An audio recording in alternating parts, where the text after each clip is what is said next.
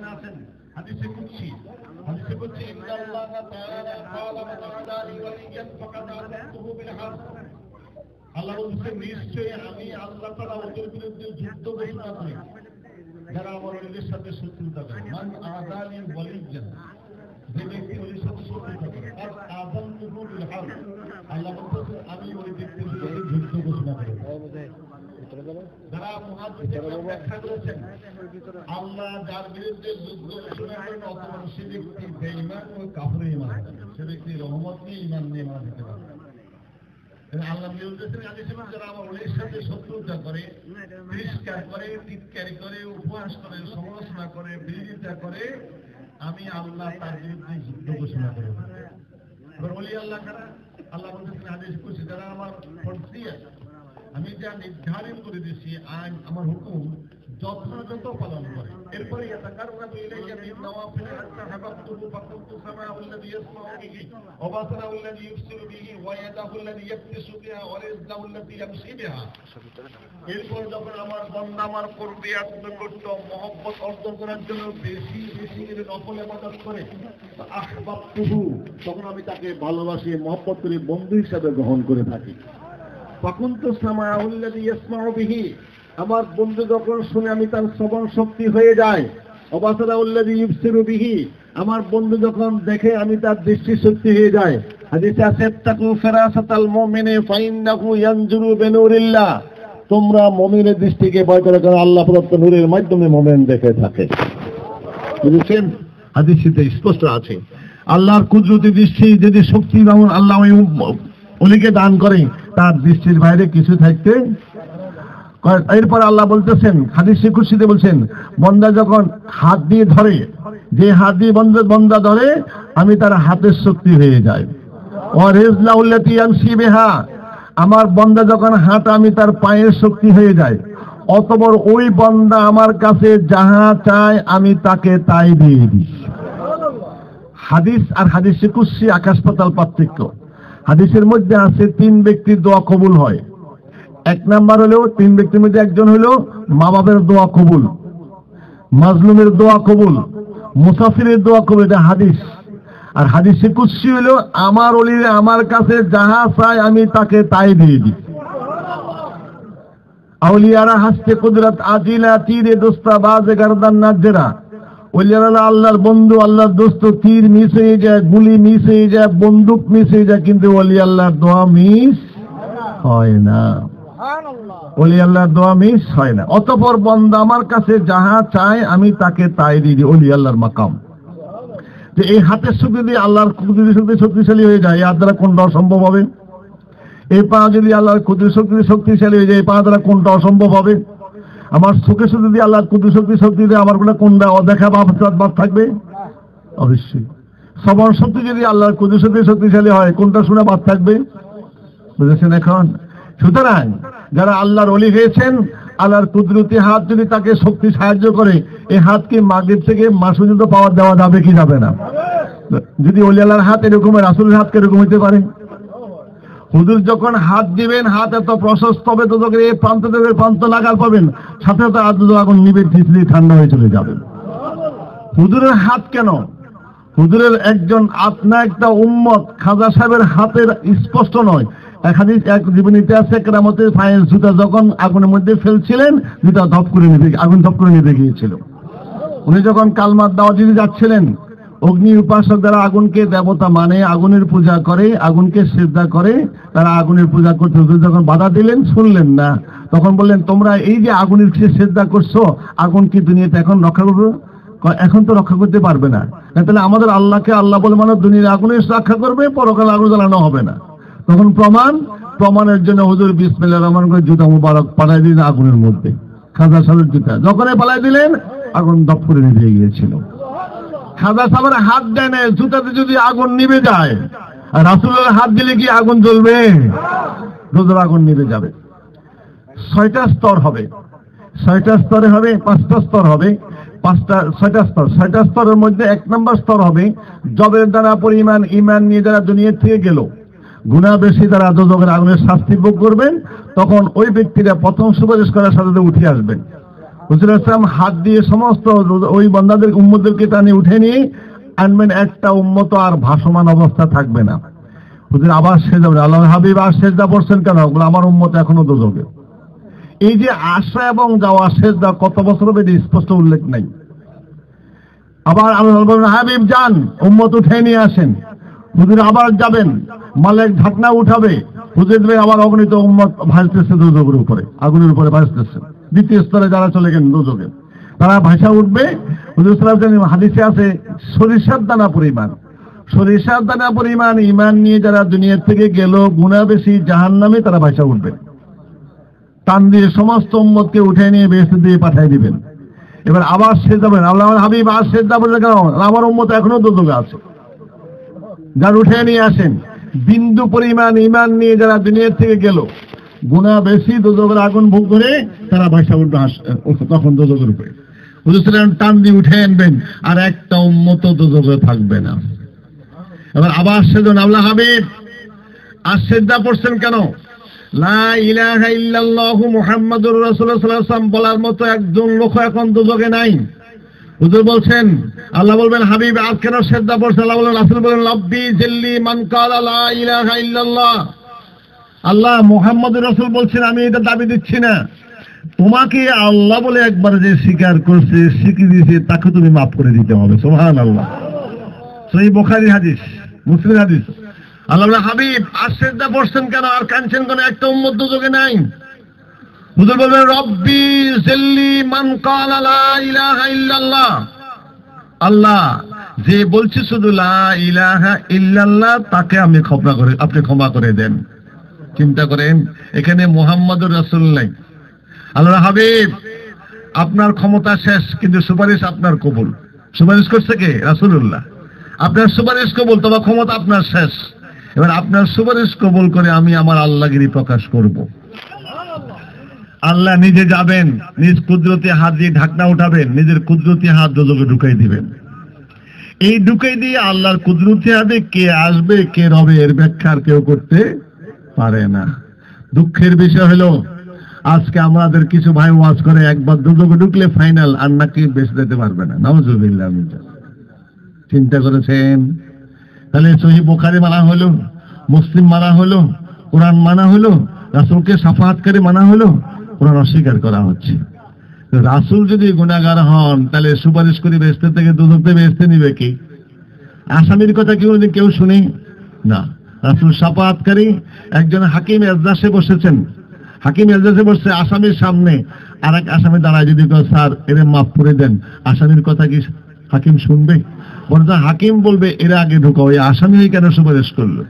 নাউজুবিল্লাহ মিন যালিক। রাসূল যদি আসামি হন, কসম আল্লাহ কি রাসূল সুপারিশ করবেন? তাহলে রাসূলকে তারা শাফাআতকারী মানে না, কোরআন মানা হচ্ছে না, হাদিস মানা হচ্ছে না, দাবি করছে আমরা ঈমানদার। যারকে বিশ্বাস করার পরে সেই ঈমানদার হলো জীবনের গুনাহ মাফ, সে কি তিনি কি গুনাহগার হয়? আপনারা দেখবেন জুমার খুতবা পড়া হয় আগে, নামাজের আগে, আর ঈদের খুতবা হয় নামাজের পরে। কিন্তু ইসলামের প্রাথমিক যুগে দুই খুতবা কিন্তু নামাজের পরে ছিল। দেহিয়া কালবি রাদিয়াল্লাহু আনহুর কারণে এই ঈদের খুতবাটা পরে রয়ে গেল, জুমার খুতবা আগে চলে আসছে। দেহিয়া কালবির উদ্দেশ্য ছিল কি? যখন সে কাফের ছিল, কিভাবে রাসূল থেকে মুসলমানদেরকে, সাহাবীদেরকে দূরে সরানো যায়, ইবাদত থেকে দূরে সরানো যায়। তখন সে ব্যবসা মালামাল যখন বাইরে থেকে আসতো, ওদের বোঝা করে রাখতেন, নামাজের সময় ঘন্টা দিত। সাহাবারা ছিল গরিব, যেহেতু অধিকাংশ মুহাজির যারা হিজরত করে গেছেন, বাড়ি ঘর চাকরি বাকরি ব্যবসা সব লাথি মেরে চলে গেছেন, ওখানে যায় তারা কিছু পান নাই, লেবারি কাজ করতেন, বদনা দিতেন। সাইয়েদনা আলী কারামাল, যিনি শেরে খোদা আলী, দুনিয়ার থাকতে বেহেশতের সার্টিফিকেট পেয়েছেন, তার কাজ ছিল লেবারি কাজ। সুবহানাল্লাহ। চিন্তা করছেন? আলী রাজুল লেবারি কাজ করতেন, চিন্তা করছেন? দেহিয়া কালবি এত ষড়যন্ত্র করতো, নামাজের সময় ঘন্টা বাজাইতো, ওই সাহাবারা নামাজ শেষে দৌড়ায় যায়, দেখা গেছে যে লেবারি কাজের জন্য ব্যস্ত হয়ে যেতেন। তো একদিন জুমার দিনে হুজুর সাল্লাল্লাহু আলাইহি ওয়াসাল্লাম, তখনও জুমার খুতবাটা ছিল পরে, নামাজ ছিল আগে। তো হুজুর সাল্লাল্লাহু আলাইহি ওয়াসাল্লাম নামাজ শেষ করে যখন খুতবা দিতেছিলেন, দেহিয়া কালবি ঘন্টা বাজাইছে বাজারে, মদিনার বাজারে। তখন 12 জন সাহাবী ছাড়া আর সব সাহাবী চলে গেছেন, যেহেতু গরিব, যেহেতু গরিব লেবারি কাজ করবে, আর তা না হলে তো সংসার থাকবে, চলবে না, উপবাস থাকবে, বাচ্চাটা কষ্ট করবে। এই জন্য কি করছেন, রাসূলুল্লাহকে রেখে 12 জন সাহাবী থাকি, সব সাহাবী চলে গেছেন। তাদের খেয়াল হলো নামাজ তো শেষ হয়ে গেছে, খুতবা না হলে তো চলবে, যেহেতু নামাজ খুতবার আমাদের অংশ নয়। আর হুজুর তো সবসময় ওয়াজ শুনি, যেহেতু আমাদের লেবার কাজ, বাচ্চা কাচ্চা উপবাস থাকবে, এই জন্য তারা চলে গেছে। কিন্তু এতে হুজুর অসন্তুষ্ট হয়ে গেলেন। হুজুর অসন্তুষ্ট, আল্লাহ অসন্তুষ্ট। আল্লাহর অসন্তুষ্ট, রাসূল অসন্তুষ্ট না, আল্লাহ রাসূল অসন্তুষ্ট, আল্লাহ অসন্তুষ্ট। যারা আলেম আছেন জানেন কিবলা পরিবর্তন কেন হলো। কিবলা পরিবর্তন হয়েছে হুজুরের সন্তুষ্টির জন্য। কারণ মক্কা যখন হুজুর হাসান নামাজ পড়তেন তখন এমন ভাবে কিবলা করতেন, বাইতুল্লাহ কিবলা হইতো, বাইতুল মাকদাসও কিবলা, দুইটা কিবলা হইতো। তো হুজুর সাল্লাল্লাহু আলাইহি ওয়াসাল্লাম যখন মক্কা যখন হিজরত করে মদিনায় চলে গেলেন, তখন আল্লাহর নির্দেশ হাবিব বাইতুল মাকদাসের দিকে কিবলা করে নামাজ পড়েন, কিন্তু হুজুর সন্তুষ্ট না। হুজুরের ইচ্ছে হলো আমার কিবলাটা বাইতুল্লাহ হোক। তো মক্কা যখন হিজরত করে মদিনায় চলে গেলেন তখন দুইটা পরিবর্তন, দুই দিকে চলে গেছে। মক্কা শরীফ থাকতে হুজুর সাল্লাল্লাহু এমন ভাবে দাঁড়াইতেন দুইটা কিবলা হইতো, বাইতুল্লাহ কিবলা হইতো, বাইতুল মাকদাসও কিবলা হইতো। হুজুর সাল্লাল্লাহু আলাইহি ওয়াসাল্লাম যখন হিজরত করে মক্কা থেকে মদিনা শরীফ চলে গেছেন তখন দুই দিকে চলে গেছে, বাইতুল্লাহ গেল দক্ষিণ দিকে, বাইতুল মাকদাস সরাসরি উত্তর দিকে চলে গেছে। তা আল্লাহর নির্দেশ হলো হাবিব আপনি বাইতুল মাকদাসে কিবলা করে নামাজ পড়েন। কিন্তু আল্লাহ রাসূল এতে সন্তুষ্ট নয়। হুজুরের ইচ্ছা হলো আমার কিবলাটা বাইতুল্লাহ শরীফ হোক। তো বনু সালমান যারা হজে গেছেন দেখছেন এক মসজিদে দুই কিবলা, যাকে বলা কিবলা টাইম। সেখানে এখনো একটা লেখা আছে, কাদ নারা তাকাল্লুবা ওয়াজহিকা ফিস সামাই ফালানুওয়াল্লিয়ান্নাকা কিবলাতান তারদাহা ফাওয়াল্লি ওয়াজহাকা শাতরাল মাসজিদিল হারাম। ওই আয়াতটা আমি নিজে পড়ে আসছি, যতবার দেয় ততবার পড়ি, ভালো লাগে। ওই মেহরাবের উপর লেখা আছে এক মসজিদে দুই কিবলা, যাকে বলা কিবলা টাইম। কারণ একদিন বনু সালমান মসজিদে জোহর নামাজ পড়তে যখন ঢুকতেছিলেন আকাশের দিকে তাকাইলেন, আকাশের দিকে তাকাইয়া কারো কিছু বললেন না, একটু ছেলেন মসজিদে ঢুকে নামাজ শুরু করলেন। তো জোহর নামাজ 2 রাকাত পড়ছেন দক্ষিণ দিকে, উত্তর দিকে ফিরে ওই বাইতুল মাকদাসে কিবলা করে, আর 2 রাকাত পড়ছেন। তৃতীয় রাকাত যখন দাঁড়াইলেন হঠাৎ হুজুর সাল্লাল্লাহু দক্ষিণ দিকে ফিরে গেলেন। হুজুর সাল্লাল্লাহু আলাইহি ওয়াসাল্লাম যখন দক্ষিণ দিকে ফিরে গেল সমস্ত সাহাবী দক্ষিণ দিকে ফিরে গেল। হুজুর যখন নামাজ শেষ দেখলেন সমস্ত সাহাবীরা দক্ষিণ দিকে ফিরে আসে। হুজুর তোমরা এদিকে ফিরলে কেন? হুজুর আপনাদের ফিরছেন। আমি ফিরছি, আমার প্রতি ওহী নাজিল হয়েছে, নির্দেশ আছে। আর তোমরা ফিরলে কেন? হুজুর ওহী বুঝি না, গায়রে বুঝি, চিনি আপনাকে। কে ছিল আল্লাহ জানতাম না, চিনতাম না, মূর্তি পূজা করতাম, শিরক করতাম। আপনার ছিল আমরা আল্লাহকে পেয়েছি, জেনেছি, চিনেছি, সুতরাং কাউকে বুঝি না, আপনি যা করবেন আমরা তাই করব। চিন্তা করেছেন সাহাবীদের হুজুরের প্রতি কেমন শ্রদ্ধা, কেমন তাকরীম এবং কেমন ইত্তেবা করতেন। হুজুর আমরা কিবলা, আমি কি বলছি, আপনার আদেশও বুঝি না, নিষেধও বুঝি না, ওহীও বুঝি না, গায়রেও বুঝি না, চিনি আপনাকে। আপনার হুজুর আমরা আল্লাহকে পেয়েছি, জেনেছি, সুতরাং আপনি যা করছেন আমরা তাই করেছি। হুজুর সন্তুষ্ট হলেন। হুজুর বলছেন আমি যখন এই মসজিদে ঢুকতেছিলাম তখন উপর দিকে তাকায় মনে মনে ইচ্ছা পোষণ, আল্লাহ আমার কিবলাটা বাইতুল্লাহর দিকে হোক। এই যে আমি মনে মনে ইচ্ছা পোষণ করছি, আমার আল্লাহ খবর রাখেন।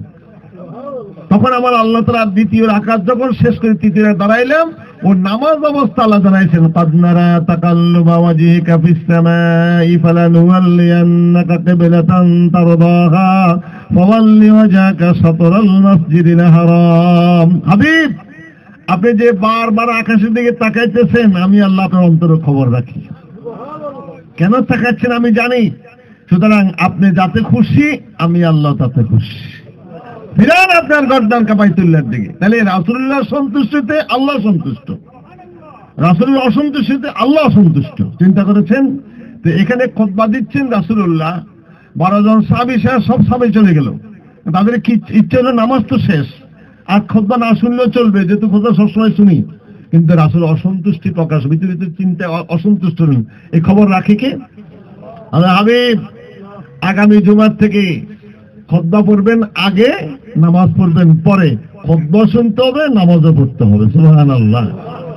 এই দেহিয়ার কারণে, এর কারণে এই খুতবার পরিবর্তন। কিন্তু জুমার খুতবাটা এখন পরিবর্তন আগে আসে, ঈদের খুতবা পরে ঠিকই রয়ে গেছে।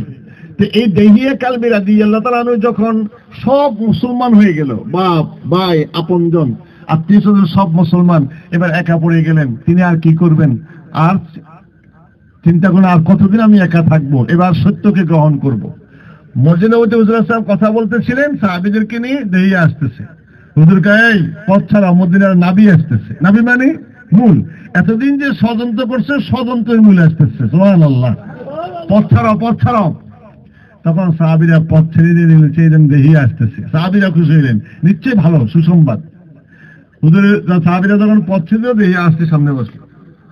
হুজুর দেহিয়া, হুজুর আর কতদিন সত্যকে এড়িয়ে থাকবো? আজকে মিথ্যা পরিহার করে সত্য গ্রহণ করতে আসছি। সুবহানাল্লাহ। কি কেছে? হুজুর আর কতদিন সত্যকে এড়িয়ে থাকবো? আজকে মিথ্যাকে পরিহার করে সত্য গ্রহণ করতে আসছি। হুজুর বলছেন হাত দাও। হাত দিল, দিছে। হুজুর হাত ধরলেন, থপ করে টেনে নিল। হুজুর রাগ করলেন, দেহিয়া হুজুর আমার কথা আছে। তো কি কথা তোমার? আজকে আমি ঈমান আনবো। আমার পিছনের জিন্দেগি চিন্তা করেছেন, সত্য লাগাই দিল। আজকে আমি ঈমান আনবো, ইসলাম গ্রহণ করবো, ঈমান আনবো, ঈমান আনবো ঠিকই, কিন্তু আমার পিছনের জিন্দেগি। বুঝতে বলছেন দেহিয়া ঈমান আনার পরে কুফরের জিন্দেগির সমস্ত গুনাহ আমার আল্লাহ মাফ করে দেন। কোন গুনাহ বাদ নেই, কিন্তু ঈমান আনার পরে সমস্ত গুনাহ মাফ, পিছনের সমস্ত গুনাহ মাফ। কুফরি কও, শিরকি কও, যত রকম গুনাহ আছে, যা তুমি করছো বিভ্রান্ত, পেরেশান্ত, কাঁদছ, শুনে খুশি হও। ঈমান আনার পরে পিছনের জিন্দেগির সমস্ত গুনাহ মাফ। তাহলে এবার চিন্তা করেন, ঈমান কাকে বলে? কালমা দুইটা ভাগে বিভক্ত। প্রথম অংশ তাওহীদ, দ্বিতীয় অংশ রিসালাত। তাওহীদ মানে এক আল্লাহর স্বীকৃতি দেওয়া, লা ইলাহা ইল্লাল্লাহ, এটা হলো তাওহীদ। রিসালাত মানে মুহাম্মদুর রাসূলকে রাসূল হিসেবে স্বীকৃতি দেওয়া, মুখে বলা, অন্তরে স্বীকার করা, স্বীকৃতি দেওয়া, রিসালাত। কেউ যদি অর্ধেক মানে, অর্ধেক মানা মানে, তাওহীদ মানলো, রিসালাত মানলো না, যেমন লা ইলাহা ইল্লাল্লাহ বললো, স্বীকার করলো, মানলো, লা ইউমিনু, লা ইলাহা ইল্লাল্লাহ, লা ইলাহা ইল্লাল্লাহ, যখন সে বললো, আল্লাহ ফুতরাতে বলা আছে, লেখা আছে লা ইউমিনু, কখনো সে ঈমানদার হবে না। যখন বলবে লা ইলাহা ইল্লাল্লাহু মুহাম্মাদুর রাসূলুল্লাহ কাদ ইউমিনু, অবশ্যই সে ঈমানদার। এখন রাসূল সাল্লাল্লাহু আলাইহি ওয়াসাল্লামকে ঈমান আনা, বিশ্বাস করার পরে, নবী স্বীকার করার পরে সে ঈমানদার। তো রাসূল হলেন ঈমান, খেয়াল করেন, রাসূল হলেন ঈমান আনার পর হলেন মুমিন। মুমিন আর ঈমান কিন্তু এক জিনিস। রাসূলুল্লাহকে নবী স্বীকৃতি দেওয়ার কারণে সে ঈমান, মুমিন হয়েছে। যিনি তার প্রতি বিশ্বাস করার পরে মুমিন, তাকে বলা হয় ঈমান। রাসূল হলেন ঈমান আনার পর হলো মুমিন। তার ঈমান আর মুমিন কি এক হইতে পারে? যাকে নবী মানার পরে সে মানে নিল, সে হলো ঈমানদার। যাকে নবী মানার পরে ঈমানদার হলো, তিনি হলেন ঈমান। যে মানলো তাকে বলা হয় মুমিন। ঈমান আর মুমিন এক জিনিস নয়। রাসূলুল্লাহকে নবী মানার পরে সে ঈমানদার হলো, পিছনের জিন্দেগির সমস্ত গুনাহ মাফ। যাকে নবী মানার পরে জীবনের সমস্ত গুনাহ মাফ, তিনি কি করে গুনাহগার হন? বুঝেন না মনে বাংলা? কি বলছেন? যাকে নবী স্বীকার করার পরে, যতক্ষণ তাকে নবী না মানবেন, আপনি ঈমানদার হবেন না। কেন হবেন না? একটা জিনিস খেয়াল রাখবেন, আমাদের সাথে রাসূলের দুটো সম্পৃক্ত আছে। একটা হলো জীবনের তার, আর একটা হলো ঈমানের তার। জীবনের তার কিভাবে? আউয়ালু মা খালাকাল্লাহু নূরি ওয়া কুল্লু শাইইন মিন নূরি ওয়া কুল্লু খালকিন মিন নূরি। আল্লাহ তাআলা সর্বপ্রথম আমার রাসূলের নূর মুবারক তৈরি করেছেন, আর নূর মুবারক থেকে তামাম মাখলুক সৃষ্টি করেছেন। রাসূলের নূর মুবারক থেকে তামাম মাখলুক সৃষ্টি করেছেন। প্রথম সৃষ্টি রাসূলুল্লাহর নূর। তাহলে এই সৃষ্টির নূরের সাথে সমস্ত মাখলুকের সাথে জীবনের একটা তার আছে, সৃষ্টির তার। আর আমাদের সাথে দুইটা তার, একটা হলো ঈমানের তার। জীবনের তার, একটা হলো ঈমানের তার। ঈমানের তার যতক্ষণ রাসূলুল্লাহকে আপনি নবী স্বীকার না করবেন, ঈমানের তার আপনার কি করবেন? ঈমানের তার বাতি আপনার জ্বলে উঠবে না। এই যে বাতি দেখছেন, পাওয়ার হাউসের সাথে কানেকশন আছে, যদি লাইনটা লুজ হয় তাহলে কি বাতি জ্বলবে? আর বাতি জ্বালাতে হলে কি করতে হবে? পাওয়ার হাউসের সাথে কানেকশন দিতে হবে। পাওয়ার হাউসের মালিকের সাথে যদি কোমরে তার বান্ধে দেন, আপনি বাতি জ্বলবে। যেমন একটা খেয়াল করেন, আপনার এই বাতি জ্বলতেছে, হঠাৎ করে তার ছিঁড়ে গেল। এই তার যে ছিঁড়ে গেল, পাওয়ার হাউস যিনি তৈরি করছেন, যেখানে কানেকশন লাগানোর পরে বাতি জ্বলছে। এখন কানেকশন যখন ছুটে গেল, ছুটে যাওয়ার পরে ঠিক ওই যিনি পাওয়ার হাউস তৈরি করছেন, মালিক, বৈজ্ঞানিক যাইতেছে রাস্তা দিয়ে, সাত দাঁড়ান দাঁড়ান দাঁড়ান, কি তো আমার ঘরের বাতির লাইন ছুটে গেছে, তো আপনি তো এই বাতির পাওয়ার হাউস তৈরি করছেন, সুতরাং আপনার কোমরে বাঁধে দিয়ে আমার বাতি জ্বলবে। মালিক কি বাঁধতে দিবে? বৈজ্ঞানিক বাঁধতে দিবে? মানে এক লাথি মারে কাপ ব্যাক কর কোথাকার কমবক না ফরমান। কিয়ামত পর্যন্ত বাজি রাখলো, মালিকের কোমরে বাজি রাখলে কি বাতি জ্বলবে? তাহলে এই বাতি জ্বালাইতে কি করতে? মালিক যে পাওয়ার হাউস তৈরি করছে, কানেকশন পাওয়ার হাউসে লাগাইতে হবে। ঠিক তেমনি ধরো আমার আল্লাহ বলছেন কিয়ামত পর্যন্ত আমার আল্লাহ স্বীকার করো, তুই ইমানদার হবে না। ইমানের বাতির জন্য যতক্ষণ না রাসূলের সাথে ইমানের কানেকশন না লাগাবে তোমার ইমানদারি হতে পারবে না। বুঝেছেন? এখন তাই স্বীকার করতে হবে লা ইলাহা ইল্লাল্লাহ মুহাম্মাদুর রাসূলুল্লাহ সাল্লাল্লাহু আলাইহি ওয়াসাল্লাম। যে ব্যক্তি এই কানেকশন লাগাই দিল তিনি ইমানদার, তিনি মুমিন। তিনি কি? মুমিন। আর রাসূল হলেন ঈমান। যিনি যত বেশি শক্ত কানেকশন লাগাইলেন তার বাতি তত বেশি কি পাওয়ারফুল হবে। আর যত বেশি মহব্বত রাখবেন, মহব্বতের ডাক দিবেন, অন্তর থরথরিয়ে কাঁপা উঠবে। যেমন আমার মায়ের সাথে আমার রক্তের সম্পর্ক আছে। যখন আমি খাওয়ার উপযোগী হয়েছি, মায়ের হাইজ বন্ধ করে দিয়া নাভির সাথে কানেকশন দিয়ে মায়ের হাইজের রক্ত খেয়ে আমি এত বড় হয়েছি। বাচ্চাটা মায়ের হাইয়ের রক্ত খেয়ে বড় হয়েছিল। এই বাচ্চার সাথে রক্তের একটা কানেকশন রয়ে গেছে না? আমেরিকা পুত চাকরি করতে গেছে, মা বাংলাদেশে বসে আছেন, তিনি খানা খাইতেছেন না, হঠাৎ করে চিন্তা করতেছেন কেমন কেন ভাব। পুতুর কথা বসে বসে তিনি মাছবার কানতেছেন, বউ ডাকতেছে খাওয়ার জন্য, মেয়ে ডাকতেছে খাওয়ার জন্য, তিনি খাইতে যাচ্ছেন না। কেন আসেন না? তোমরা খাও, আমার ভালো লাগে না। কেন ভালো লাগে না? আমার পুটটা যে আমেরিকা না জানি বিপদে আছে, কষ্ট করে রে, আমার জন্য কলজা কেমন কেমন লাগে, আমার খানা মুখে আয় না, আমি খাবো না, তোমরা খাও। শান্তি আসে না, ঘুম আসে না। কেন? ওই পুট আমেরিকা আছে। পুটে আমেরিকা কেমন আছে, কি আসে বিষয় মা কোন অন্তরে চিন্তা ধাক্কা লাগতেছে। মা মনে হয় বলতেছে আমার পুরো বিপদে আছে, আমার খানা লাগে, ভালো লাগে না, অশান্তি লাগে, অস্থিরতা লাগে, তোরা খা, আমি খাবো না। আসলে বাস্তবে দেখা গেছে পুত বিপদে আছে। কেন? এই কানেকশনটা পুত যখন আমেরিকাতে, ও মা এই মাগো, এই যে একটা শব্দ, বিপদে আছে, অসুস্থ আছে, পুত মাকে কান্দে স্মরণ করে না। মা আপনারা যখন বিপদে আপনার মাকে স্মরণ করেন, বাপকে স্মরণ করেন, অজান্তে কষ্ট করতে, ও মাগো সইতে পারি না, এরকম একটা কথা বলেন না? ঠিক ওই আমেরিকাতে পুত মা মা করে কাতরায়, বাংলাদেশে মার অন্তর থরথর করে কাঁপা উঠছে। এটা রক্তের সম্পর্ক। ঠিক তেমনি ধরো পৃথিবীর যে কোনো প্রান্তে যখন ইমানদার মহব্বতে কান্দে দেয়, রাসূলের কলজা থরথর করে কাঁপা ওঠে। কিন্তু আমাদের তো কানেকশন লুজ, এই জন্য হয় না। পুত আমেরিকায় আপনি সালাম দেন টাচ মোবাইলে, পুতকে আপনি দেখেন, আপনার সালামের জব পুত দেয়, পুত আপনাকে সালাম দেয়, সালামের জব দিলেন, পুত আপনাকে দেখে, আপনি পুতকে দেখেন। এটা যদি সম্ভব হয়, যারা আশেকের রাসূল কাশফুল ওলি, তারা কেন রাসূলুল্লাহকে সামনে দেখবে না? বাংলা বোঝেন না মনে হয়। আজকে তো বিজ্ঞান বোঝার সহজ করে দিয়েছেন। আপনার টাচ মোবাইল আপনার হাতে একটা আছে, আমেরিকার পুতের হাতে একটা টাচ মোবাইল আছে। কানেকশন যখন লাগাই দিলেন, পুত আপনাকে দেখছে, আপনি পুতকে দেখছেন। আব্বু আসসালামু আলাইকুম, ভালো আছেন নি? আপনার ওয়ালাইকুম আসসালাম, আব্বু ভালো আছেন নি? পুত আপনাকে দেখে, আপনি পুতকে দেখেন, দুইজন কথোপকথন সামনাসামনি, প্রতি উত্তর দিচ্ছেন কি দেন নাই, জবাব দিচ্ছেন কি দেন নাই। এটা যদি সম্ভব হয়, যারা কাশফুল হলে এসেছেন, রাসূলের যে কানেকশন লাগাই দিয়েছেন, যখন রাসূল কথা রাসূলকে হারিয়ে গেছে, তারা দেখতে থাকে। আপনি পুতকে এখানে বসে দেখেন, আমেরিকা পুত, আর রাসূলকে কেন আমি দেখবো না? দেখাতেছে কি একজন মানুষ, একটা বৈজ্ঞানিক মোবাইল তৈরি করে ইন্টারনেটের মাধ্যমে আপনাকে কানেকশন লাগাই দিয়ে আপনার পুতকে দেখতেছেন বাংলাদেশে ঘরে বসে বসে। শুধু দেখেন না, কথা বলতেছেন, দুজনকে দেখতেছেন, হাসা কান্না সব দেখতেছেন, প্রতি উত্তর দিচ্ছেন। পুত একটা বলে, আপনি একটা বলে, প্রতি উত্তর দিচ্ছেন। এটাই যদি সম্ভব হয়, যারা আশেকের রাসূল হয়েছেন, যারা ওই কাশফুল ওলি হয়েছেন, যখন যেখানে বসে স্মরণ করবে, মুহূর্তে তারা জিয়ারত নসিব হয়ে যাবে তার। কিন্তু হায়, আমরা তো মানি না। এটা বিজ্ঞান বোঝা সহজ করে দিয়েছে। একটা মোবাইলে যদি পুত আপনাকে দেখে, আপনি পুতকে দেখেন, মানুষ যদি এই ক্ষমতা রাখে, ওই লীলা তার চেয়ে বেশি ক্ষমতা রাখেনি না রাখে না? ইয়েমেনের প্রদেশে রয়েছেন, ওয়াইসাল গুলে দিল, তারা মাঝে মাঝে বুকটা বালিশ করতেন, কাঁদতেন, দক্ষিণ দিকে চেয়েছে। হুজুর বলতেন, দক্ষিণ দিক থেকে আমি রহমতের হাওয়া পাইতেছি। একদিন মসজিদে নববীতে মিম্বরে বসে কাঁদছেন, বুকটা মালিশ করছেন, দক্ষিণ দিকে চেয়ে চেয়ে কাঁদছেন। কেন কাঁদছেন ইয়া রাসূলুল্লাহ? আমার আশেক যখন মহব্বতের টান দেয়, স্মরণ করে, আমি তার সইতে পারি না, আমার কলিজা ফেটে যায়, আমি ঠিক থাকতে পারি না। সকলে হাজির, হুজুরের চোখ দিয়ে পানি ঝরছেন। বলছেন, হুজুর আসে না কেন? আসার অনুমতি নাই। আসে না কেন? কেন? অন্ধমা লুজামায়ের খেদমতে মশগুল, আসার অনুমতি নাই। আবু বকর তুমি দেখবে না, ওমর আলী দুজন দেখবে, এই ওমর ভুল করো না, আমার উপাদের পরে আমার যোগ্যতা আমার ওয়াইসকে পৌঁছাই দিও, আমার সালাম জানাইও, আমার উম্মতের জন্য দোয়া করতে বলিও।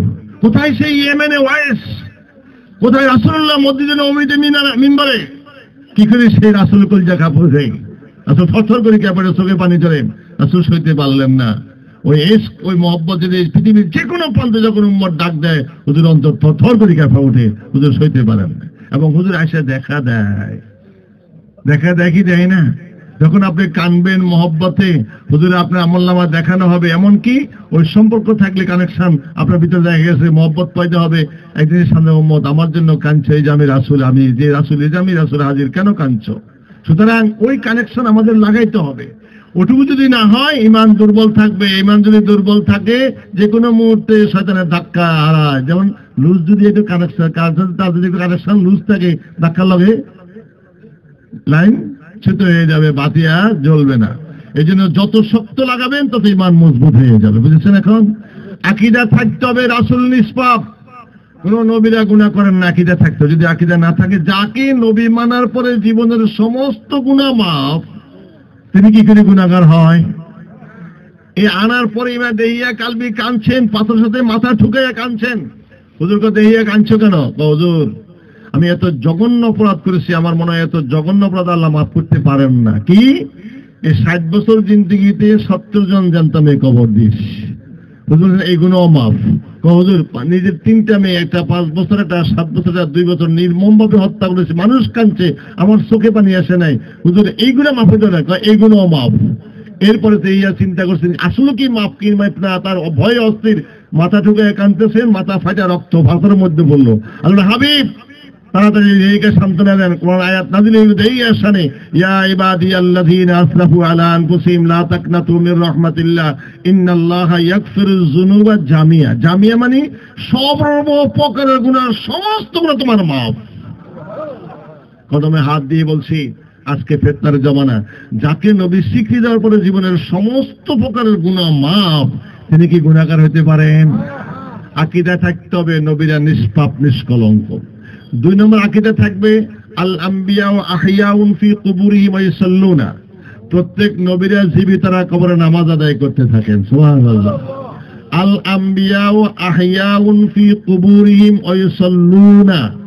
প্রত্যেক নবীরা জীবিতরা কবরে নামাজ আদায় করে থাকেন। সহিহ হাদিস যারা মানেন তারা স্পষ্ট মানতে হবে যে মুসা আলাইহিস সালাম যে সহিহ হাদিসে আছে, মেরাজের রাত্রিতেই যে মেরাজের রাত্রি গেল, মুসা আলাইহিস সালামকে বললেন আবেন, জিবরাইল বললেন নামেন, 2 রাকাত নামাজ পড়লো। হুজুর সাল্লাল্লাহু আলাইহি ওয়াসাল্লাম সামনের দিকে তাকায় দেখলেন যে এখানে কে কোন জায়গায় নামছেন, যেখানে মুসার সাথে কথা, তুরে সাইনা। হুজুর বলে আমি যখন মুসার কবর দিকে তাকাইলাম, দেখলাম আমার ভাই মুসা কবর দাঁড়ায় নামাজ পড়তেছে। সহিহ হাদিস, উসুল শরীফের হাদিস। তো মুসা আলাইহিস সালাম যদি দাঁড়ায় নামাজ পড়তে পারে, আর যারা সহিহ হাদিসের কথা কন, ওগো নবী নাকি মরি মাটির সাথে বিলীন হয়ে গেছে। চিন্তা করেন, সহিহ হাদিস মানা হইল নি? সহিহ হাদিসে তো আছে মুসা আলাইহিস সালাম কবর দাঁড়ায় নামাজ পড়তেছেন। মুসা আলাইহিস সালাম একদিন বললেন, তোমরা শুক্রবারে জুমার দিন বেশি বেশি করে আমার উপর দরুদ সালাম পাঠ করবে, বিশেষ করে জুমার দিন বেশি বেশি করবে, বিশেষ করে জুমার দিন, কারণ ওই দিনে আমার কাছে আমলনামা পৌঁছে দেওয়া হবে। তখন সাহাবীরা কয়, হুজুর আপনি যখন মারা যাবেন দেহটা তো মাটির সাথে বিলীন হয়ে যাবে। হুজুর বলছেন না না না, ইন্নাল্লাহা হাররামা আলাল আরদি আন তাকুলা আজাসাদাল আম্বিয়া ফানাবিয়ুল্লাহি হাইয়ুন ইউরযাকুন। নিশ্চয়ই আল্লাহ তাআলা মাটির জন্য নবীদের দেহকে ভক্ষণ করা হারাম করে দিয়েছেন।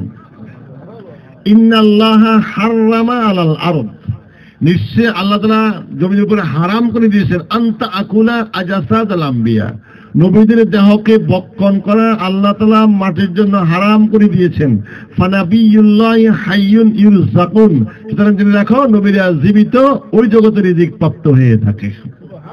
ওয়ালা তাকুলু লিমান ইউকতালু ফি সাবিলিল্লাহি আমওয়াত বাল আহইয়া ওয়ালাকিন লা তাশউরুন বাল আহইয়া ওয়ালাকিন লা ইয়ারযুকুন। সাবধান, তোমরা যারা আল্লাহর পথে যারা শহীদ হয়, মৃত্যুবরণকে মৃত বলিও না। কার কথা? বাল আহইয়া, বর্তমানে জীবিত, ওয়ালাকিন লা তাশউরুন, তোমাদের সে জ্ঞান নাই, বুঝো না, সে শক্তি নাই, এমনকি তারা রিজিক প্রাপ্ত হয়ে থাকে। তো সিদ্দিক ومن يطع الله والرسول فأولئك مع الذين أنعم الله عليهم من النبيين والصديقين والشهداء والصالحين وحسن أولئك رفيقا। সাতদল ব্যক্তি, নবীন, সিদ্দিকিন, সুহাদা, সালেহিন। নবীন 1 নাম্বার, 2 নাম্বার সিদ্দিক, 3 নাম্বার শহীদ, 4 নাম্বার সালেহিন। বাবারা খেয়াল করেন, 3 নাম্বার ব্যক্তি শহীদ, তাদেরকে মৃত বলা জায়েজ নেই। তাহলে 1 নাম্বার ব্যক্তি নবীকে মৃত কিভাবে বলবেন আপনি? ওয়াজ বুঝুন না মনে হয়। আল্লাহ বলছেন তোমরা শহীদদেরকে মৃত বলিও না, তারা জীবিত, তারা রিজিক প্রাপ্ত হয়, সেখানে তাদেরকে মৃত বলা জায়েজ নেই। তো শহীদের হলো 3 নাম্বার স্টেজ, নবীন, সিদ্দিকিন, সুহাদা, সালেহিন। নবী 1 নাম্বার, 2 নাম্বার সিদ্দিক, 3 নাম্বার শহীদ, 4 নাম্বার সালেহিন। তো 3 নাম্বার ব্যক্তিদেরকে মৃত বলা জায়েজ নেই। তাহলে 1 নাম্বার ব্যক্তিকে মৃত কিভাবে বলবেন? বুঝুন না মনে হয়। আল আম্বিয়া ওয়া হাইয়াউন ফি কুবুরিহিম ওয়া ইউসাল্লুনা। প্রত্যেক নবীরা জীবিতরা কবরে নামাজ আদায় করে থাকেন, কিয়ামত পর্যন্ত এখানে থাকবেন, নামাজ আদায় করে থাকেন। 2 নাম্বার সিদ্দিক, সিদ্দিকও মৃত বলা যাবে না। এই সিদ্দিককে ওলি আল্লাহ বলা হয়। কিন্তু আমার মতো আপনার মতো গাউসুলের মতো না, একজন সিদ্দিকে আকবর যিনি আবু বকর, লক্ষ কোটি ওলি আল্লাহ কতগুলো আবু বকর রাদিয়াল্লাহু সমকক্ষ। এমনকি সমস্ত উম্মতি মুহাম্মাদীর নেক যদি 1 পাল্লা দেওয়া হয়, আবু বকরের একটা নেকের সমতুল্য হবে না। মাগরিব থেকে মাসশেক পর্যন্ত তোমাদের মধ্যে শ্রেষ্ঠ ব্যক্তি সাইয়েদনা আবু বকর সিদ্দিক রাদিয়াল্লাহু তাআলা আনহু, তাকে বলা হয় সিদ্দিক। এরপরে স্টেজে আসছেন যারা আল্লাহর ওলি, তাদেরকে সিদ্দিক বলা হয়। যারা আল্লাহর ওলি, আলা ইন্না আউলিয়াল্লাহি লা ইয়ামুতু বাল ইয়ান্তাকিলু মিন দারিল ফানা ইলা দারিল বাকা। মিশকাতের 121 পৃষ্ঠায় 2 নম্বর হাসিয়া এই হাদিসটা মওজুদ আছে। আলা ইন্না আউলিয়াল্লাহি লা ইয়ামুতু বাল ইয়ান্তাকিলু মিন দারিল ফানা ইলা দারিল বাকা। এলার্ট হও, সতর্ক হও, সাবধান হও, জেনে রাখো মানুষ যারা আমার ওলি তারা মৃত্যুবরণ করে না। বালিয়ান তাকিলু মিন দারিল ফানা ইলা দারিল বাকা, বরং তারা ক্ষণস্থায়ী স্থান থেকে চিরস্থায়ী স্থান থেকে প্রত্যাবর্তন করে। কেরামত আউলিয়া হকুন বাকিয়াতুন বাদা মাউতিহি। ওলিদের কেরামত সত্য, ওফাতের পর কেরামত জারি থাকে। ইমাম কোশাইরি রহমতুল্লাহ তার কোশাইতে ফতুয়ায়ে কোশাইরির মধ্যে লিখছেন, মৃত্যুর ওলিদের কামালত আরো বাড়ায় দেওয়া হয়, এমনকি 70 গুণ কামালত তাদেরকে বাড়ায় দেওয়া হয়। ওলি আল্লাহ মরে গেলে কেরামত নষ্ট হয় না, কেরামত আরো বাড়ায় দেওয়া হয়, 70 গুণ বাড়ায় দেওয়া হয়। তো এই জন্য সিদ্দিক যারা আল্লাহর ওলি তাদেরকে মৃত বলা যাবে না।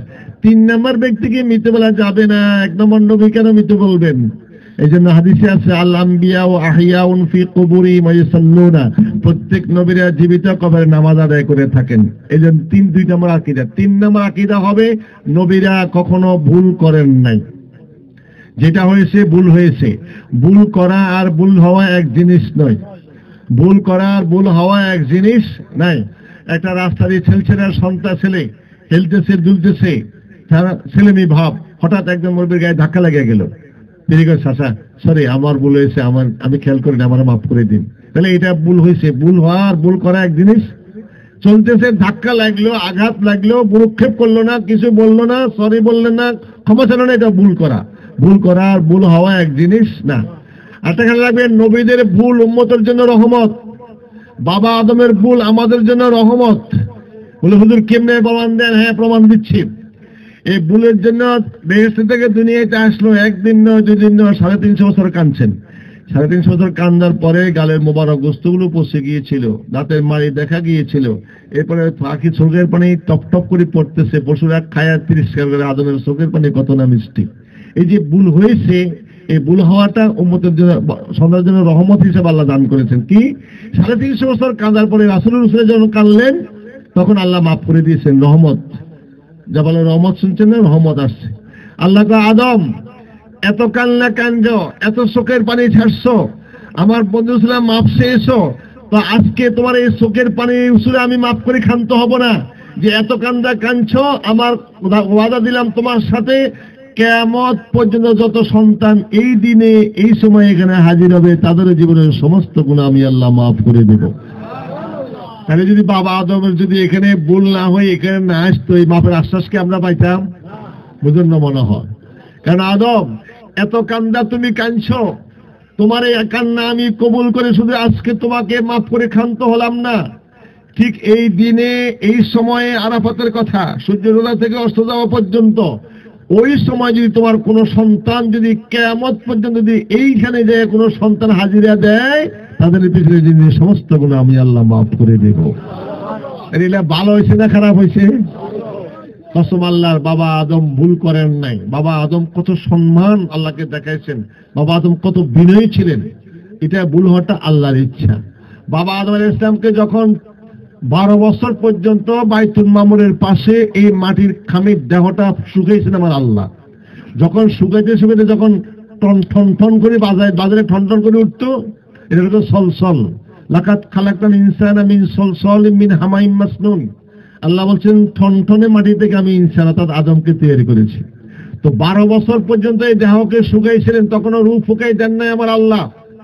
না দেওয়ার পরে এবার 12 বছর শুকানোর পরে যখন রুকে আদমের মুখের ভিতরে ঢুকা প্রবেশ করো ভিতরে, তখন রূহ মুখের কাছে এসে পাগলের মতো শুরু করলো। আল্লাহকে এই হুকুম দিলাম ঢুকো। আল্লাহ আমার ভয় লাগে। রূহ কি বলে? আল্লাহ আমার ভয় লাগে। কেন? অন্ধকার, সমস্ত দেহ কি অন্ধকার, আমার ভয় লাগে আল্লাহ। সাথে আল্লাহ তাআলা আশাদিনের সাথে রাসূলের নূর মুবারক ছিল খুশিত, টান দিয়ে রাসূলের নূর মুবারক বাবা আদমের পৃষ্ঠে স্থাপন করে দিলেন। দেওয়ার সাথে দেওয়া নুরানি হয়ে গেল, রূহ অনায়াসে ভিতরে ঢুকে গিয়েছিল। এই মেরাজ কেন জানেন? মেরাজের 2টা কারণ। 1 নম্বর কারণ হলো আমুল হুজুন, দুঃখের বছর।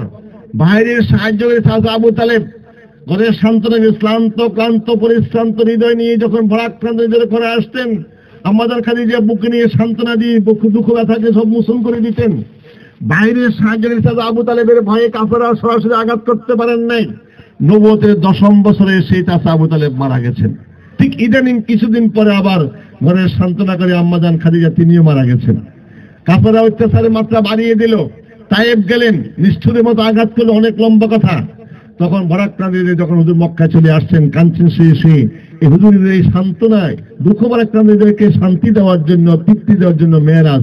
আর 2 নম্বর হলো যেদিন রাসূলের নূর মুবারক ওই আশ্বাদিন থেকে খসুট অবস্থা থেকে টান দিয়ে নিয়ে বাবা আদমের পৃষ্ঠে স্থাপন করে দিলেন, আরশ কাঁদতে শুরু করলো, পরওয়ারদিগার এই নূর তুমি কেন আমার থেকে নিয়ে নিলে? আমার কাছে সাথে নূর খচিত ছিল, আমি কত শান্তি পাইতাম। আরশ কাঁদতে আরম্ভ করলো, কেন আমার নূর ছিনিয়ে নিন তুমি? আল্লাহ, আরশ কাঁদো না, শান্ত হও। এই নূর একদিন সশরে তোমার কাছে আবার হাজির হবে, তুমি শান্ত হও। বুঝেছেন? এখন ওই আরশকে সান্ত্বনা দিয়েছেন আল্লাহ তাআলা, এই জন্য সশরে আরশকে আবার শান্তি দিয়েছেন আল্লাহ রাসূলকে নিয়ে আরশকে শান্তি দেওয়ার জন্য। তো বলতেছিলাম রাসূলের নূর মুবারক ছিল আসলে আরশের খুশিত অবস্থা।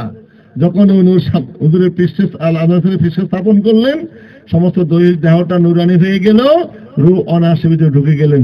বাবা আদমটা হাতছি দিবেন আলহামদুলিল্লাহ। বাবা আদমের প্রথম কথা আলহামদুলিল্লাহ, বাক্য আলহামদুলিল্লাহ। কোরআনের প্রথম বাক্য আলহামদুলিল্লাহ, আমাদের রাসূলের প্রথম বাক্য আলহামদুলিল্লাহ। আবার অন্য শব্দ কেন লাগান আপনারা? গ্রামার কি আল্লাহর চেয়ে বেশি বুঝেন নাকি? তরিকত দিয়ে বলবেন আলহামদুলিল্লাহ রাব্বিল, অন্য কোনো শব্দ যোগ করিয়েন না। বাংলা বুঝেন না মনে হয়, না বুঝে থাক। কি বলবেন? বাবা আদম প্রথম বাক্য কি ছিল? আলহামদুলিল্লাহ। কোরআনের প্রথম বাক্য কি? আলহামদুলিল্লাহ। লগে আর কিছু আছে নাকি আগে দিই? তা আমরা লাগান কেন? আল্লাহ সে গ্রামার বেশি বুঝেন নাকি? আপনি আল্লাহ সে গ্রামার বেশি বুঝেন? আলহামদুলিল্লাহ রাব্বিল আলামিন। নিজে কিছু লাগাই থাকে এগুলো অতিরিক্ত লাগান, তরিকত হাজরামি করবে না, শুরু করবেন আলহামদুলিল্লাহ। আল্লাহ কইছে আলহামদুলিল্লাহ, আমার আগে লাগান কামিয়ান দি বুঝুন না বানা বাংলা। বাবা কইছে বাবা আদম কি কইছে আলহামদুলিল্লাহ, তা আমরা আবার অতিরিক্ত লাগাইতে জানছেন কাম কিলে। বেশ গ্রামার কি আল্লাহর চেয়ে বেশি জানেন নাকি? আল্লাহুম্মা সাল্লি আলা محمد شفيعنا مولانا। হাসি দিয়ে আমার আব্বা বসে গেলেন আল্লাহর সামনে। আপনি এত শুরুতে যে আমরা নামাজের মধ্যে বসেন, ঠিক আল্লাহর সামনে বাবা আদম এবার বসে গেলেন। কতদিন বসা ছিল? 40 বছর পর্যন্ত বসেছিলেন এভাবে, নিচের দিকে তাকালেন, এদিকে তাকান। মুরব্বীর সামনে যদি কেউ এদিকে দিক তাকায়, আদবের খেলাফ হয় না? মুরব্বীর সামনে বসে করে সুন্দর করে নিচের দিকে তাকায় বসে, এদিকে দিক তাকান মানে এটা আদবের খেলাফ হয়, নিচের দিকে বসতে। ঠিক ওই আদবটা শিখেছে আমার আব্বা আজর ইসলাম। যখন রূহ ফুঁকাই দেওয়ার পরে হাঁচি দিয়ে শুকরিয়া আদায় করলেন, আল্লাহর সামনে আমার আব্বা আজর ইসলাম বসে আত্মাতে শুরুতে নিচের দিকে তাকালেন, এদিকে দিকে তাকাতেছেন না, কথা বলতেছেন না। 40 বছর পর্যন্ত বাবা আদম ওই অবস্থা বসেছিলেন, এদিকে এদিকে তাকান নাই, একটা কথা বাবা আদম বলেন নাই। 40 বছর পরে আল্লাহ বলে, আদম রূহ ফুঁকাই দিলাম, কথা বলার শক্তি দিলাম, চলার শক্তি দিলাম, এদিকে এদিক তাকাইবার দেখার শক্তি দিলাম, চলো না, দেখো না, বলো না, কারণটা কি? প্রশ্ন করছে কে? আল্লাহ। এবার বাবা আদম কি জবাব জানাননি? পরওয়ারদিগার চলার শক্তি দিয়েছেন, দেখার শক্তি দিয়েছেন, বলার শক্তি দিয়ে, কিন্তু আপনি তো অনুমতি দেন নাই। সুবহানাল্লাহ। চিন্তা করেছেন 40 বছর পর্যন্ত। আজকে আমরা বলি, দুঃখ লাগে। একজন আমার ভাই ওয়াজ করে, বাবা আদম ভুল করছেন তাই আমরা ভুল করি। নাউযুবিল্লাহ মিন যালিক। এই কথা বলতে চাইছিলাম, নবীরা ভুল করছে এটা বলা যাবে না, ভুল হয়েছে। এটা ভুলটা বাবা আদমের ভুলটাকে আমাদের জন্য রহমত হয়েছে না গজব হয়েছে? যদি এই ভুল না হইতো, তাহলে এই দুনিয়াতে না আসতো, এভাবে না কানতো, আমাদের আরাফাত মাঠে মাপের ব্যবস্থা হইতো নাকি? কিয়ামত পর্যন্ত যত আদম সন্তান হাজিরা দিবে, সমস্ত সন্তানের গুনাহ মাফ। তাহলে এই ভুলটাকে আমাদের জন্য রহমত না গজব? নবীদের ভুল উম্মতের জন্য রহমত। এটা আল্লাহর ইচ্ছাতে হয়েছিল। আমার সাথে তর্ক হয়েছে, কয় ইউনূস আলাইহিস সালাম আল্লাহর নাফরমানি করছে। দেখছেন, নাউযুবিল্লাহ। তার মানে ওই যে নদীতে চলে যেতেছিল, আবার লটারিতে ফালাই দিল, মাছে খাইছে, এটা নাকি উনি নাফরমানি করছে। নাউযুবিল্লাহ মিন যালিক। এটা আল্লাহর ইচ্ছাতে হয়েছে। কার ইচ্ছাতে হয়েছে? এখানে একটা রহমত আছে। কথা বলুন না, বলছেন না কোনটা? এখানে একটা হাকিকত আছে। হাকিকত তারা জানে না, খালি বাহ্যিকটা লই। এই জন্য রুবিরতে বলছেন, কয় কোরআনের অস্তিত্ব দুনিয়ার না, ওইটা করলে তো মনে কষ্ট হবেন। তানের খোসা রাখছি দুনিয়ার আলামা করলাই, আর সাইল রাখছি তরিকতপন্থী করলাই। সালের দাম বেশি রে, তুষের দাম বেশি। ওরা তো সালে তুষলেই ব্যস্ত, ভিতরে কি আছে খবর? হাকিকত নাই। কারণ তরিকতপন্থী যতক্ষণ পর্যন্ত তরিকতের মাদ্রাসা ভর্তি না হবে, হাকিকতি এলেম তার ভিতরে আসবে না। কারণ এলেম দুই প্রকার। এলেম ক প্রকার? আল ইলমু ইলমানে ইলমুন ফিল কলবি ফাযালিকা ইলমুন নাফি' ওয়া ইলমুন আলাল লিসান ফাযালিকা হুজ্জাতুল্লাহি আযজা ওয়া জাল্লা আলা ইবনে আদম। এলেম দুই প্রকার, একটা জাহিরি, একটা বাতিনি। এটা আক্ষরিক, একটা রূহানি। এটা শরীয়ত, একটা মারাফাত, একটা ইলমে ফিকহ, ইলমে তাসাউফ, ইলমুল মুআমালাত, ইলমুল মুকাশশাফাত, ইলমে যাহির, ইলমে বাতিন। উনজিলাল কুরআনু সাবআতু আহরুফিন লিকুল্লি আয়াতিন মিনহা যাহারু ওয়া বাতনুন। প্রত্যেকটা কোরআনের আয়াত 7 হরফে 7 কিরাতে নাযিল হয়েছে।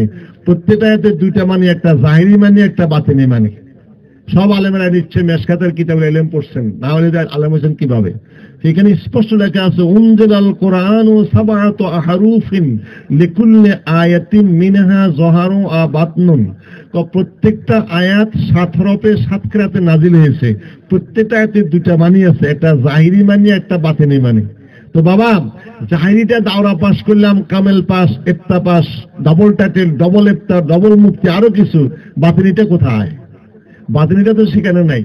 বাতিনিটা কোথায় শিখতে হবে? ইলমু বাতিন হামসু মাসকা, ইলমু যাহির হামসু শির। ইলমু বাতিন হামসু মাসকা, ইলমু যাহির হামসু শির। বেশিরে কাই মাসকা সওয়াদ, কাই সওয়াদ বে পীর পীর।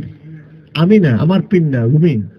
সারা বিশ্বের স্বীকৃত যিনি রুমি রহমতুল্লাহ আলাইহি, যিনি 26,500 শেরের মাধ্যমে কোরআনের বাতিনিয়তের তাফসীর করেছেন।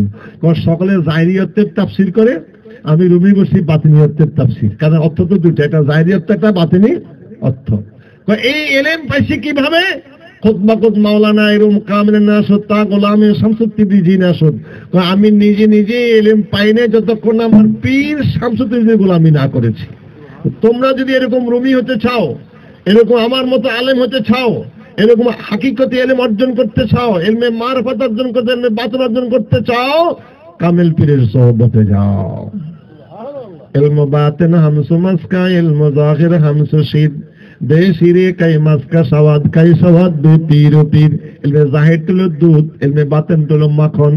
দুধ চা মাখন হয় না, এই মাখন পাইতে হলে কামেল পীরের কাছে যাও। গেলে হবে নাকি? না, হবে না, গেলে হবে না, পীরের কাছে নিজের হাসি সব বিলীন করে দিতে হবে। কেমনে বিলীন করবে? কয় সুরমা কুন্দর চশমে খা কি আউলিয়া তাবাবিনি ইবতিদাতা ইনতাহা। কামেল পীরের কাছে যাইয়া তোমার হাসি সব আনানিয়ত সব তার কদমে উঠাই দিতে হবে। দিলে তার আধ্যাত্মিক দৃষ্টি তোমার কালবের মধ্যে আসবে, অন্তর চক্ষু খুলে যাবে।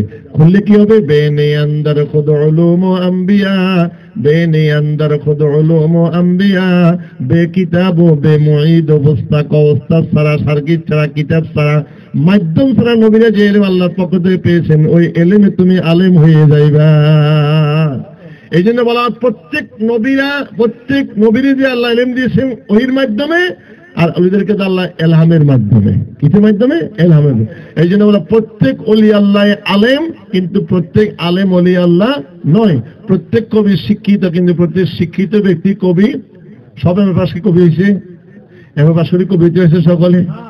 তাহলে সব কবি শিক্ষিত ব্যক্তি কবি নন, কিন্তু প্রত্যেক কবি শিক্ষিত, কিন্তু সব শিক্ষিত ব্যক্তি কবি নয়। ঠিক তেমনি তোর প্রত্যেক ওলি আল্লাহ আলেম, কিন্তু প্রত্যেক আলেম ওলি আল্লাহ ইলমে শরীয়ত, ইলমে মারিফাত, দুই প্রকার ইলম না শিখলে তখন হক্কানি আলেম বলা যাবে না। এই জন্য শিখতে হলে কামেল পীরের সোহবতে যায়, ইলমে বাতিন অর্জন করে। ইলমুন নাফে, আলবি ইলম, কালবি ইলম, উপকারী ইলম, এটা আসল ইলম, এটা পাইতে হলে কামেল পীরের সোহবতে যায়। এই জন্য বলছি বাবারা, এই জন্য ফিকির করতে হবে, জিকির ও ফিকির কামেল পীরের সোহবতে যায়। তার অনুসরণ করার মাধ্যমে ফিকির করবে, মোরাকাবা করবে, মুশাহিদা করবে, ওই হাকিকতে ইলম আল্লাহ তাকে দান করবে। বাহ্যিকটা না, আসল সে হাকিকত অর্জন করবে। এমনি বাহ্যিক দেখছেন পায়ে বান্ধি নদীতে ফেলা দিয়েছে, হাকিকত তো জানেন না। হাকিকত কি জানেন? হাকিকত হলো, প্রথম মূল কথা হলো ইসলাম বলেন 40 দিন পর্যন্ত সময় দেওয়া হলো তোমাদেরকে। তোমরা যদি আমাকে নবী নামে আল্লাহকে স্বীকার না করো, 40 দিন পরে গজব আসবে। ওরা আল্লাহরে জানে, চিনে আল্লাহ কত মহান, কিন্তু দুনিয়ার স্বার্থের জন্য নবী মানে না, এবং স্বার্থ নষ্ট হয়ে যাবে এই জন্য তাকে স্বীকৃতি দেয় না। 40 দিনের দিন গভীর যে কান্দে জঙ্গলে যে আল্লাহ তুমি তো আল্লাহ স্বীকার করি, আল্লাহ আমাদের গজব দিও না, আমাদের ধ্বংস করিও না। তবা করলো, কাদাকাটি করলো, গজব দেয় নাই। 40 দিনের দিন যখন গজব আসে না, এবার কয় ইউনূস তুমি মৃত্যু। গজব কই? চিন্তা করেছেন? গালিগালাজ করছে, তিরস্কার করছে, উপহাস করছে, বিভিন্ন রকম খারাপ কথা বলছেন, তিনি মানে মনে কষ্ট পারেন। কষ্ট পায় চিন্তা করেন, ঠিক আছে আল্লাহর নাফরমানি না, এখানে যখন তারা আমার গালিগালাজ করে, আমার প্রতি অসন্তুষ্ট, তো নদীর ওই পারে তো আল্লাহর বান্দা আছে, ওখানে তো আমার দায়িত্ব, ওখানে কালমার মাধ্যম আস্তে আস্তে জিনিসটা ঠান্ডা হয়ে যায়। কথা বুঝেছেন? এখন এটা হাকিকতটা কি? যখন তিনি গেলেন তখন নদীতে তুফান আরম্ভ হয়ে গেল। যাক, অনেক কথা, সংক্ষিপ্ত কথা শোনে, তখন লটারি দিল। কারণ কাদের কথা হলো, দেবতার নাফরমান ব্যক্তি এখানে আছে, যার কারণে তুফান আরম্ভ হয়েছে। তো নাফরমান ব্যক্তিরে নদীতে ফেলাই দিলে নদীর তুফান বন্ধ হয়ে যাবে। লটারি দিল, নাম উঠল ইসলাম। কার নাম হচ্ছে? দিল ফালায়, হাত পা বাইন্দা। একটা তিমি মাছে খাইলো, 20 দিন পর্যন্ত এই তিমি মাছ এটা ধাপলা নদীতে ঘুরলো। এটা ফরান যখন হয়ে গেছে, দুর্বল হয়েছে, 8টা তিমি মাছে ভক্ষণ করলো। কই আবার 20 দিন, মোট 40 দিন। কদিন ঘুরছে? 40 দিন পর্যন্ত পুরা ইরাকের ধাজা নদীর সব ভ্রমণ শেষ হয়ে গেল। ভ্রমণ শেষ, ইসলামকে আসা আস্তে উগলি আনে উপরে দিয়ে দিল। এই 40 দিন কেন ঘুরাইলেন? এই 40 দিন ঘুরেছেন ওই মাছকে সারা নদীতে ঘুরান, মানে ইংলিশকে ঘুরানো হয়েছে। ওই সময়ে কারণটা কি? ওই সময়ে মাছের মধ্যে কুষ্ঠ রোগ হয়েছে। কি রোগ হয়েছে? নদীর মাছের কুষ্ঠ রোগ হয়েছে। মাছ পচি যায়, সমস্ত পানি দুর্গন্ধ হয়ে গেছে। মাছও মরে যা, পচি যা, পানিও দুর্গন্ধ, মানুষ খাইতে পারে না। মাছ কান্দে আল্লাহর কাছে, আল্লাহ আমাদের মুক্ত করো। মানুষ কান্দে আল্লাহর কাছে, পানি সব পচি দুর্গন্ধ হয়ে গেছে, খাইতে পারে না, পানি পরিষ্কার করে দাও। তো ওই সময়ের জন্য, ওই এলাকার জন্য নবী রহমত, ওই নবীকে নদীতে উসুলের মাধ্যমে ফালাই দিয়া, তামাম নদী ভ্রমণ করাই দিয়া, তার গায়ের ধুলায় ভিজা পানি সমস্ত পানিকে ফাঁক করলো, মাছের কুষ্ঠরোগ ভালো করে দিল। ওয়াজ বুঝতে অসুবিধা হয়েছে নাকি? তাহলে কি খারাপ হয়েছে না ভালো হয়েছে? ভালো হয়েছে। বাহ্যিকভাবে যদিও খারাপ দেখা যায়, হাকিকতান সব ভালো। কিনলে মাছ কানছে আল্লাহ আমরা গজব দিচ্ছেন, আমরা তো সব মসজিদে মারা যেতেছি, মানুষ কানছে আল্লাহ পানি খাইতে সমস্ত পানি পচে দুর্গন্ধ হয়ে গেছে, আল্লাহ পানি পরিষ্কার করে দাও। তো ওই সময়ের জন্য নবী প্রত্যেক এলাকা যে জমি আসে ওই নবী এলাকার জন্য রহমত হিসাবে আসে। কি বলুন, শুধু নবী হিসাবে আসে না, এলাকার জন্য রহমত হিসাবে আসে। এই জন্য ওই রহমতকে নদীতে ফেলাই দিয়া পানি পরিশুদ্ধ করে দিয়ে মাছকে মুক্ত করে দিয়ে 40 দিন পর্যন্ত রেখা উপরে এসে সমস্ত পানি পাক হয়ে গেল, মাছের রোগ ভালো হয়ে গেল। অনেক ভালো হয়েছে না খারাপ হয়েছে? এই জন্য বলতে হবে প্রত্যেক নবীরা যে ভুল হয়েছে হাদিসে আছে, কোরআন আছে, ঠিক আছে, এই ভুলটা আল্লাহর ইচ্ছাতে, এবং প্রত্যেক নবীর ভুল উম্মতের জন্য রহমত। সুবহানাল্লাহ। তো বাবা আদম ভুল করেন নাই, ভুল হয়েছে।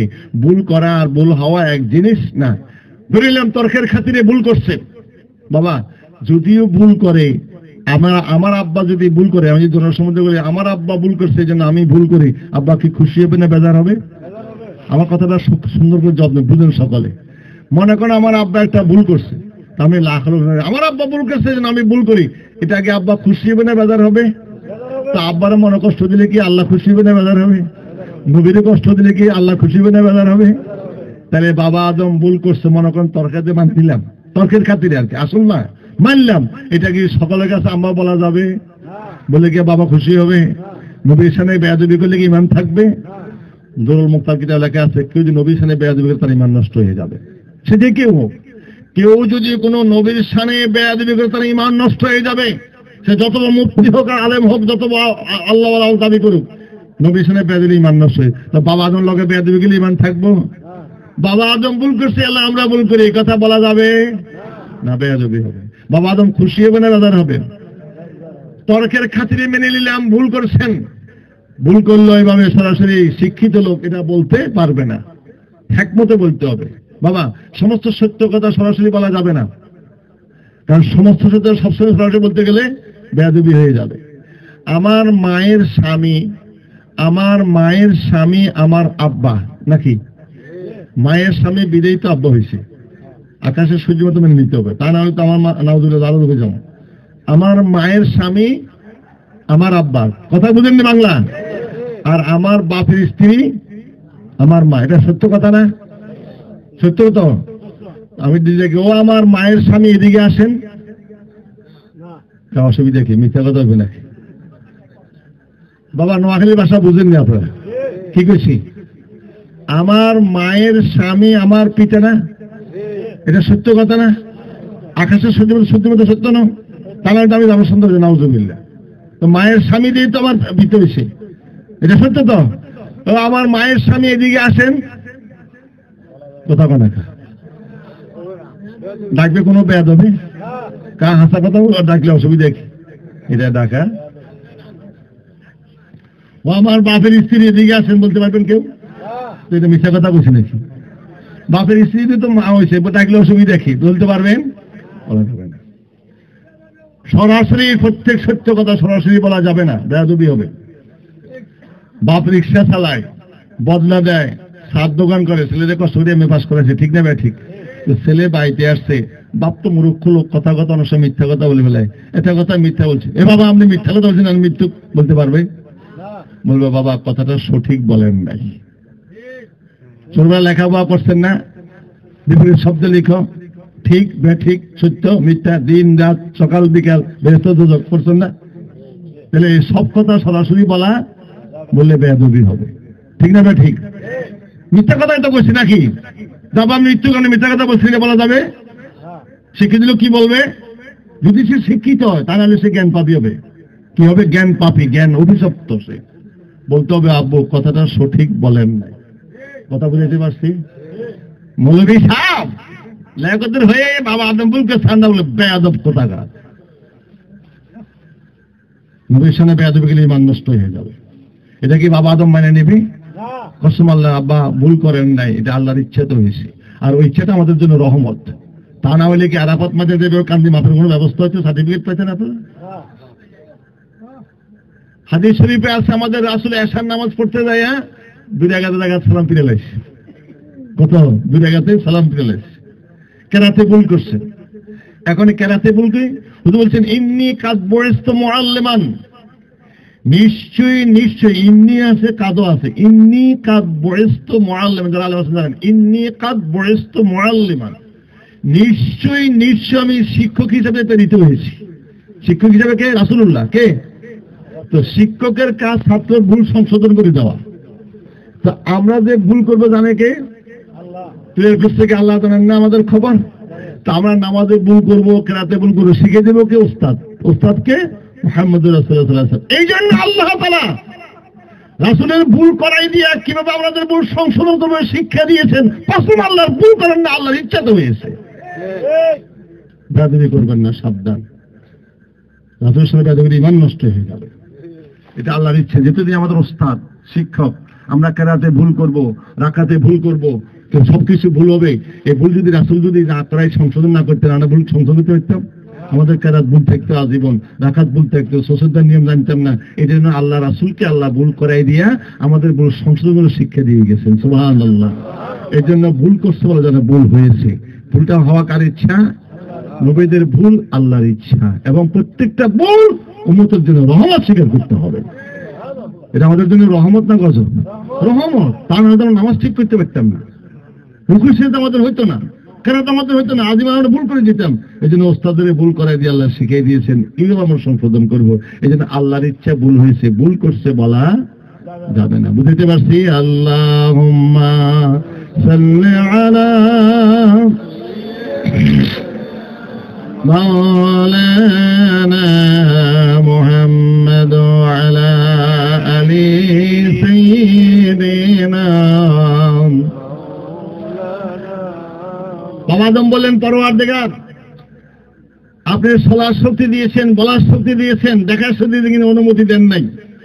এই জন্য আমি চলিও না, বলিও না, কথাও বলি না।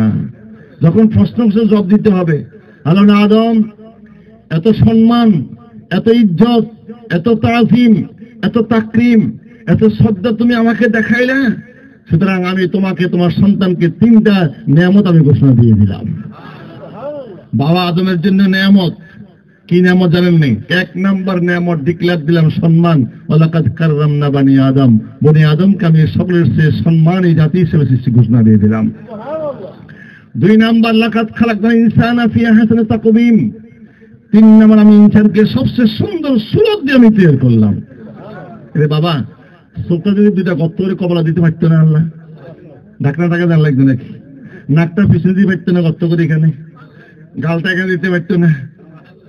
সরকারের মন্ত্রণালয়, স্বরাষ্ট্র মন্ত্রণালয়, ধর্ম মন্ত্রণালয়, তারপর পররাষ্ট্র মন্ত্রণালয় জায়গা আলাদা বিল পাস করতে হবে, তা না হলে বিল পাস হয় না।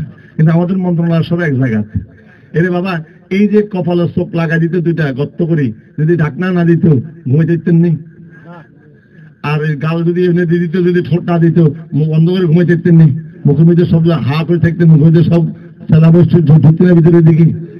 আবার নাক এখানে, চোখ এখানে, নাক এখানে, তার মুখ এখানে, বা নাক পিছনে, মুখ এখানে দিলে খাওয়া দাওয়া কেমনে করতেন? কারণ এক জায়গাতে সব বিল পাস। আপনি দেখতেছেন খানার সামনে আসে, চোখে দেখতেছে, হাত লাগতেছে, গান নিতেছেন, নাকে দেখছেন নি? কিন্তু নেই, গান নিতেছেন, একই জায়গায় সব মন্ত্রণালয়ের পাশে যেতেছে। এবার খানা আনতেছেন, চোখে দেখতেছে, খানা দেখতে ভালো, আবার গান নিতেছেন, নাকে সুগন্ধ, মুখে দিলেন, 1 সেকেন্ড দেখছি গিলি ফেলালেন। এবার যদি আল্লাহ নাকটা এখানে, চোখটা এখানে দিত, চোখ দেখো তো খানাগুলো খাওয়া যাবে কিনা? হ্যাঁ, খাওয়া যাবে।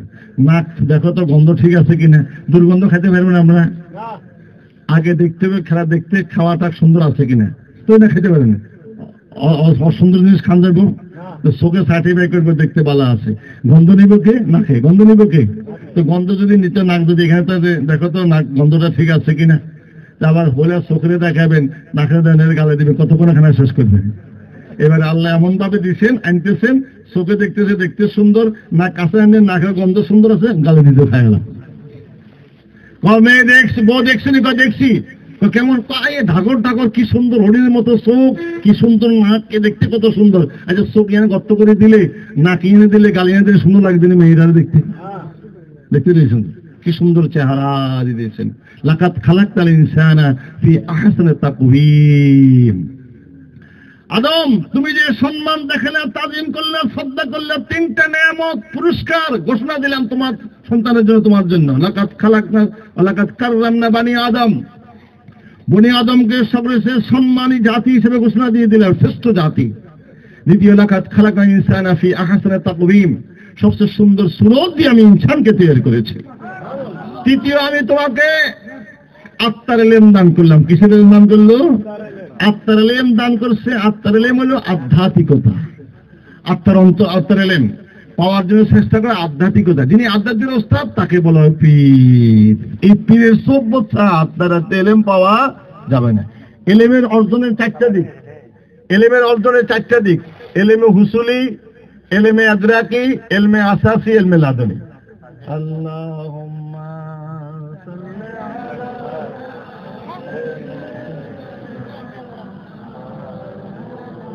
محمد وعلى آل سيدنا مولانا محمد। ইলম অর্জনের মাধ্যম 4টা: ইলমে হুসুলি, ইলমে আদরাকি, ইলমে আসাসি, ইলমে লাদুনি। ইলমে হুসুলি হলো অর্জিত জ্ঞান, কাগজ কলম চেয়ার টেবিল পরীক্ষা নিরীক্ষার মাধ্যমে যেটা অর্জন করা হয়, ইলমে হুসুলি। ইলমে আদরাকি আজম্য জ্ঞান, যেটা মায়ের গর্ভের থেকে আনা হয়, কারো কাছে শিখা দরকার। খিদে লাগছে, সন্তান কান্দে, মা ধরে বুকে নিছেন, বুকে ঢুকাই দিল, গোটা খাইতে খাইতে ঘুমাই গেছে, এই জ্ঞান কে দিল? কারো শিখার লাগছে, আজম্য জ্ঞান মায়ের গর্ভের থেকে আল্লাহ দিয়ে দেন। আর ইলমে আসাসি উপলব্ধি জ্ঞান, শীত লাগে, এই আমাদের চাদর দাও, কম্বল দাও, শীত লাগে, শীত দেখছেন কেউ? এই ফাঁকা দাও, গরম লাগে, গরম দেখছেন কেউ? ইলমে আসাসি অনুভূতি জ্ঞান, অনুভূতি। আর ইলমে লাদুনি আত্মার জ্ঞান, এটা কালবের ইলম, এটা আত্মার ইলম। একমাত্র কামেল পীরের সোহবত।